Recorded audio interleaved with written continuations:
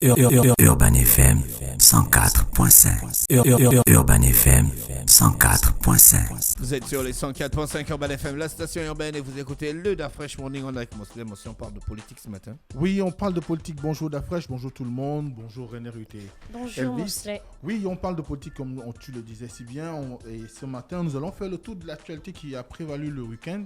Et vous savez que ce week-end a été quand même plus ou moins riche, avec un certain nombre d'activités organisées par les partis politiques, en l'occurrence le parti Union pour le développement et l'intégration sociale de Hervé Patrick Opianga, qu'on appelle aussi l'UDIS.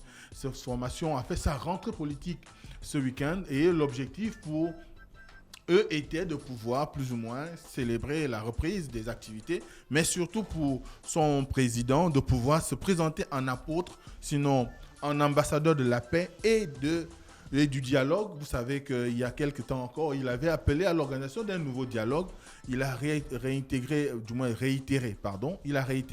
ce vœu, celui de faire en sorte que les Gabonais puissent se parler, parce qu'il estime que c'est le moment de retrouvailles pour les Gabonais, parce qu'il estime que les Gabonais ne peuvent pas continuer à vivre dans un environnement de querelle, où on se regarde en chien de faïence, où il n'y a pas de possibilité de dialogue, car, estime-t-il, je le cite, « Nous appelons au dialogue, un pays ne se construira jamais sans dialogue, ce n'est que par le dialogue qu'on pourra maintenir la paix et la tolérance. » Et donc, on est vraiment dans un esprit où Hervé Patrick Opianga entend plus ou moins être celui-là qui doit porter la voie qui devrait conduire à l'organisation de ce dialogue appelé vivement par beaucoup de personnes au sein de la classe politique, parce qu'on estime aujourd'hui que la situation qui est celle du pays mérite qu'il y ait une nouvelle rencontre entre acteurs politiques, mais également pour permettre à ce qu'il y ait une réconciliation entre les populations gabonaises, parce que vous savez que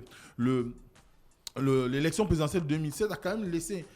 Je sais que tu vas me reprendre dessus parce que à chaque fois que je le dis, tu as tendance à le reprendre. Il y a un clivage qui ne dit pas son nom au sein de la société gabonaise, où on est désormais...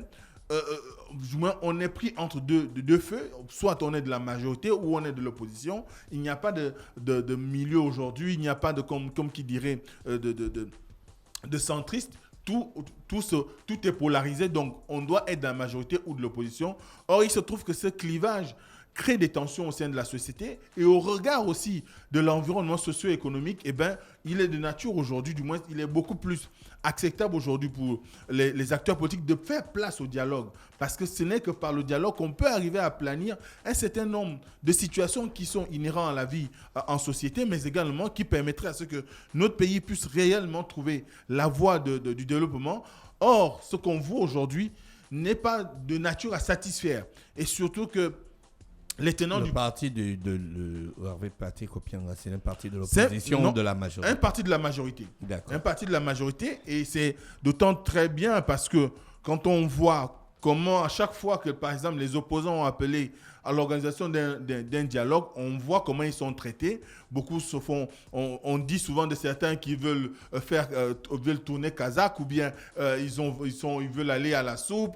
Là, c'est quelqu'un qui est dans la majorité et qui a une certaine proximité avec, par exemple, le chef de la majorité, qui est Ali Bongo Ondimba, qui est également le distingué camarade président du Parti démocratique gabonais, qui est le rouleau compresseur de la majorité. Et on voit bien qu'aujourd'hui, voir une personnalité de cette envergure, qui de surcroît également au député à l'Assemblée nationale, c'est-à-dire qu'il a plus ou moins, à son niveau, essayé de lire l'environnement socio-politique du pays, et il donne son avis qui, plus ou moins pour lui, ne laisse aucune autre place que celle qui permettrait à ce qu'il y ait une grande rencontre politique au cours de laquelle chaque acteur devra plus ou moins vider son sac pour qu'on puisse repartir sur de bonnes bases. C'est vrai, il a également dit que quand il évoque cette idée, d'aucuns lui disent qu'on ne mange pas le dialogue, c'est ce qui est dans les assiettes qui est plus important. Oui, c'est vrai que c'est ce qu'il l'a dit. Oui, c'est ce qu'il a dit, parce que c'est ce que certains lui disent. Donc, il a répété à ces militants qui sont venus à la rentrée politique que quand il propose cette idée, d'aucuns trouvent qu'il n'y a pas de place au dialogue aujourd'hui parce que ça ne servirait à rien. Mais ce n'est pas un jeu, du moins ce n'est pas peut-être par mauvaise foi que ces derniers le font, ou le répéter pour lui, ce n'est pas une façon de tirer la couverture pour dire que c'est lui qui porte le meilleur rôle. Non, c'est peut-être aussi par expérience, parce qu'on sait que dans ce pays, on a eu l'organisation de beaucoup de rencontres politiques qui ont fini par accoucher des souris, dont la dernière en date, qui n'est autre que le dialogue politique qu'il y a eu à Ngondje, dont les conclusions n'ont pas été suivies d'actes concrets sur le terrain, du moins de l'application sur le terrain, malgré tout ce qui avait été créé autour, malgré tout ce qui avait été fait comme proposition, du moins comme proposition par les congressistes, et au sorti de là, un rapport qui avait été remis au chef de l'État. Rien n'a été suivi jusqu'à aujourd'hui. On se pose toujours la question. D'ailleurs, on a les dernières années, il y a 2 ou 3 ans, avant qu'il y ait l'état d'urgence sanitaire, on a beaucoup d'opposants, du moins les opposants montés au créneau pour dire qu'il fallait qu'on mette en place le cadre de dialogue qui avait été choisi lors de ce dialogue d'Angondje, qui aurait permis à ceux qui ont une facilitation pour les acteurs politiques de pouvoir s'exprimer sur les sujets qui concernent la vie des citoyens gabonais. Et cela est d'autant plus marquant aujourd'hui quand on voit la situation des populations. On parlait récemment du pain qui a augmenté, mais la mercuriale a explosé à tous les niveaux. Ce n'est plus seulement le pain, c'est tout ce qu'il y a comme produit de consommation. C'est-à-dire qu'on ne fait même plus la distinction entre les produits de première nécessité et les produits qui mériteraient d'avoir un surcoût sur la facture. Donc aujourd'hui, pour manger, je ne sais pas, du poulet, il faut la mettre dans la poche, donc il faut payer un peu plus, contrairement à il y a 2 ans, pour peu importe le produit qu'on aimerait. On a vu par exemple le bidon d'huile de 5 litres qui était autour de 3 600 et monté à plus de 5 000 francs CFA. Donc c'est qu'il y a une inflation aujourd'hui qui mérite aussi d'être traitée lors d'une assise politique pour que les acteurs, aussi bien de la majorité que de l'opposition, essaye un peu de faire corps et pouvoir contraindre les opérateurs économiques. Mais depuis qu'il appelle au dialogue, est-ce qu'il y a déjà eu des réponses Malheureusement, depuis pratiquement le dernier trimestre de 2021, au cours duquel il avait formulé ce souhait de l'organisation d'un grand congrès, du moins d'une grande rencontre politique, ça n'a pas été suivi on va dire quoi, de nouvelles annonces ou des personnalités lui donnerait raison qu'il fallait suivre cette voie. Mais il l'a surtout fait aussi à un moment particulier parce que à cette période-là, on a également enregistré le décès de Mavioga, Guy Christian Mavioga, qui avait lui aussi émis l'idée d'un dialogue qu'il avait la paix des braves, dans le même contexte. Donc, Guy Christian Mavioga également était un proche du chef de l'État parce qu'il dirigeait un parti politique de la majorité qu'on appelle le Bloc démocratique chrétien, dont la nouvelle responsable n'est autre Anna Claude Ayo, qui est la femme du défunt. Donc, à ce titre-là, on voit qu'aujourd'hui, même au sein de la majorité, il y a besoin qu'il y ait un dialogue. Du moins, même dans la majorité, les gens ont besoin aujourd'hui qu'il y ait un dialogue qui permettrait d'aplanir les points de vue divergents sur la manière de gérer le pays. Et le contexte socio-économique et politique du pays également impose désormais vers cette voie-là, il impose aux acteurs politiques d'aller vers cette voie pour permettre à ce qu'on puisse arriver à une situation qui ne va pas peut-être être favorable forcément à un développement in situ, mais qui pourra plus ou moins donner des arguments pour programmer comment dans 10 ans... Pourquoi lui-même il n'organise pas le dialogue? Et puis il invite les autres qui viennent? Oui, c'est une idée. Voilà. Je pense que le penser comme ça, c'est une idée, il peut organiser un dialogue. Mais le problème, c'est que lorsqu'on est dans un regroupement politique, lorsqu'on est un acteur politique, si on se décide à appeler au dialogue, il faut être celui qui a les leviers. Parce que quand vous voyez, par exemple, le dialogue politique de 2017, donc le dialogue politique d'Angondje, il avait été appelé par le chef de l'État. Et il avait chargé le feu Premier ministre Emmanuel Isozen Ngoné de mettre en musique ce dialogue. Parce qu'il attendait des conclusions, du moins un rapport de ce dialogue qui lui permettrait de pouvoir s'inscrire dans une logique de gouvernance du pays pratiquement avec la participation de toutes les forces vives de la nation. Même si par la suite, le chef de l'État n'a pas eu à pouvoir exploiter pleinement ce document qui lui avait été remis et que par la suite, il est tombé malade parce qu'un an après, il est tombé malade. Mais n'empêche qu'aujourd'hui, on a besoin que ça vienne de lui. Si ça vient d'Hervé Patrick Opianga, Mais donc, attendons que le président lui-même rappelle le dialogue. Oui, encore. mais le problème, c'est que nous sommes à quelques, on va 12 mois ou 13 mois, ou on va Le dire... temps des dirigeants n'est pas le temps des hommes. Oui, je comprends. Je comprends que le temps des dirigeants, et je sais que la majorité le comprend, que le temps des dirigeants n'est pas forcément le temps des populations ou le temps historique. Mais ce qui est sûr, c'est qu'aujourd'hui, à l'aune de ce que nous voyons à travers le pays, les récriminations qui sont faites à la gestion de l'État aujourd'hui, tout ce qui est formulé comme plainte à l'égard des tenants du pouvoir par rapport à leur, on va dire, leur incapacité à pouvoir écouter les populations sur un certain nombre de situations que ces dernières vivent dans les quartiers, dans les villages, eh bien, il y a une impérieuse nécessité pour que le chef de l'État ne soit pas seulement le gage de cette cohésion-là sur le plan étatique ou le plan de l'organisation institutionnelle, mais que réellement, il donne des gages d'une volonté affichée et manifeste de pouvoir permettre ce qu'il y ait un dialogue. Mais Parce donc, que, pourquoi le président de l'UDIS ne le mentionne pas clairement qu'il veut que le président réagisse à son appel? mais parce que c'est aussi, on va dire, un acte politique. Uh-huh. C'est un acte politique aussi.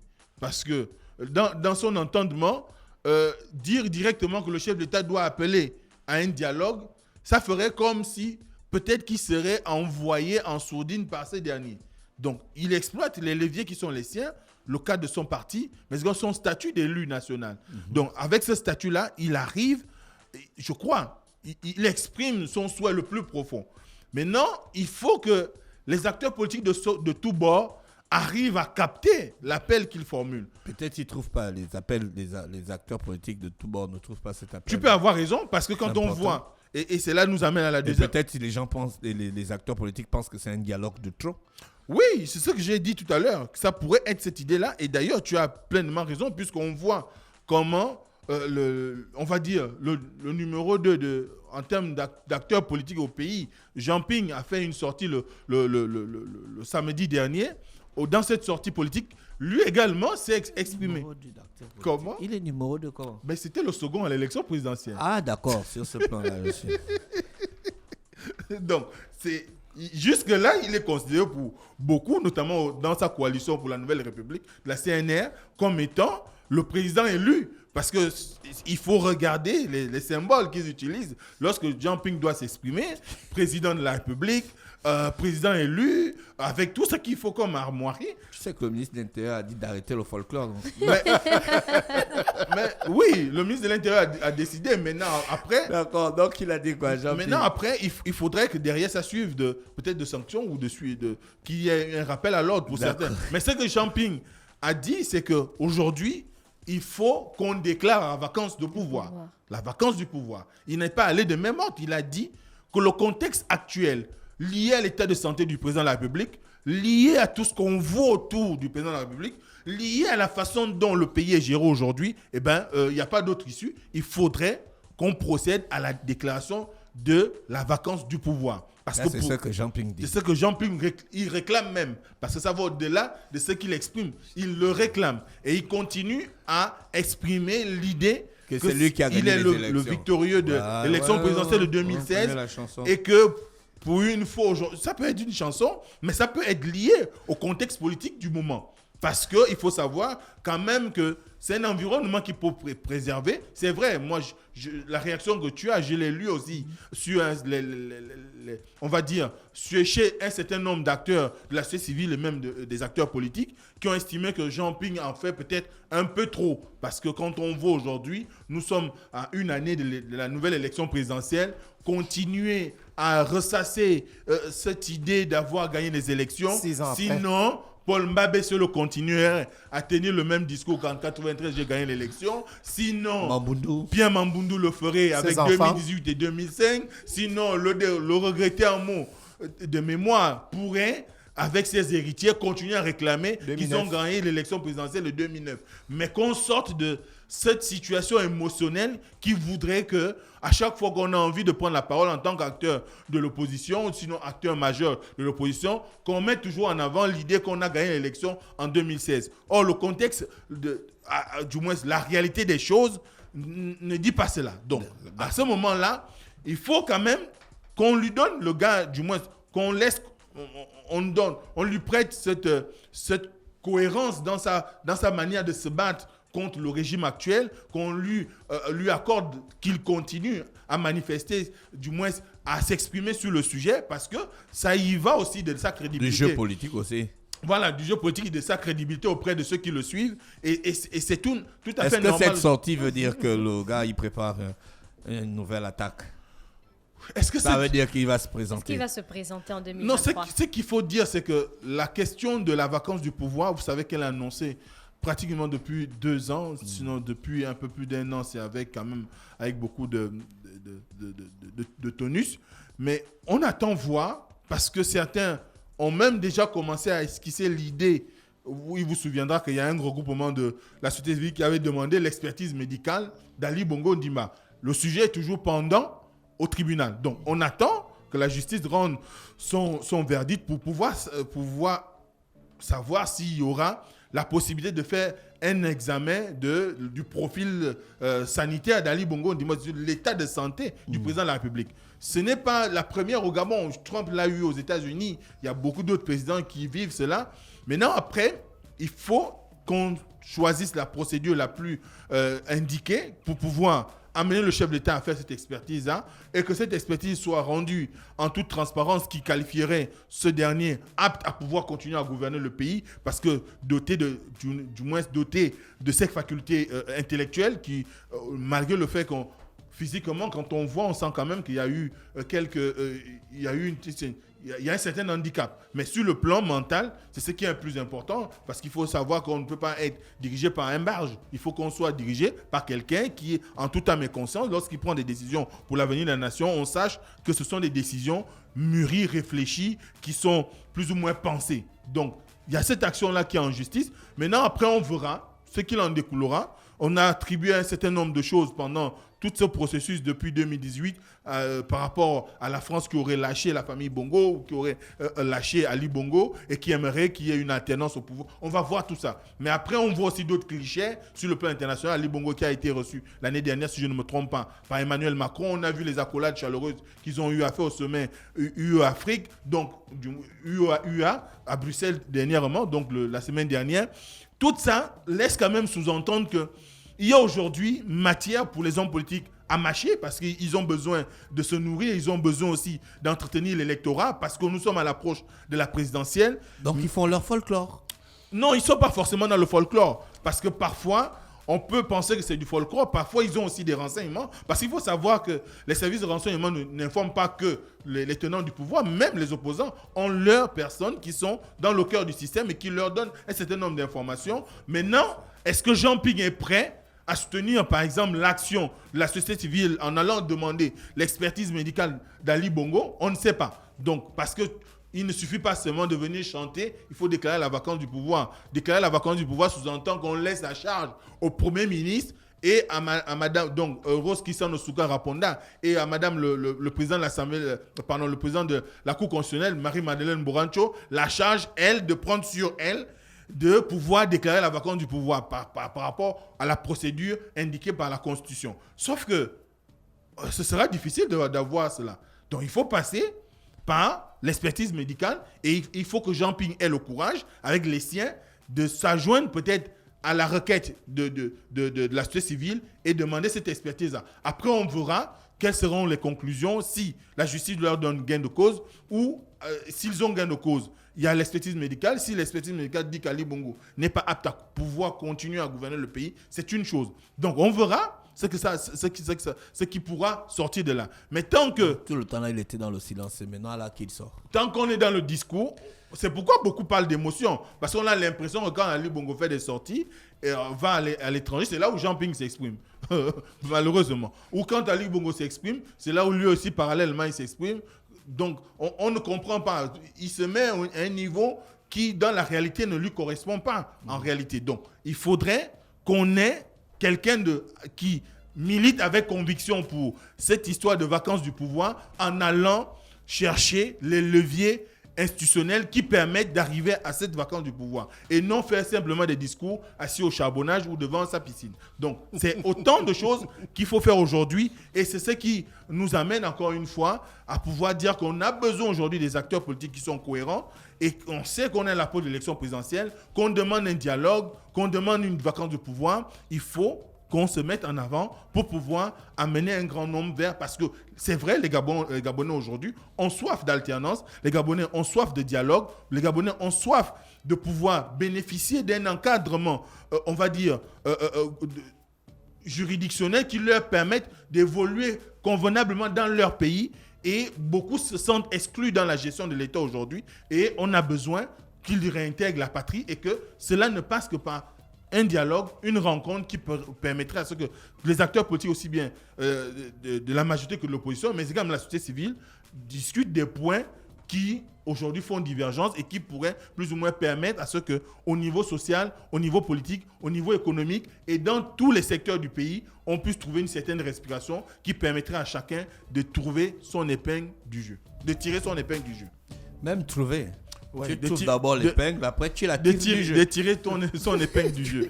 Merci. L'horoscope des auditeurs avec René Ruth ce matin sur les 104.5. On se retrouve demain lorsqu'il sera exactement 7h. Urban FM 104.5.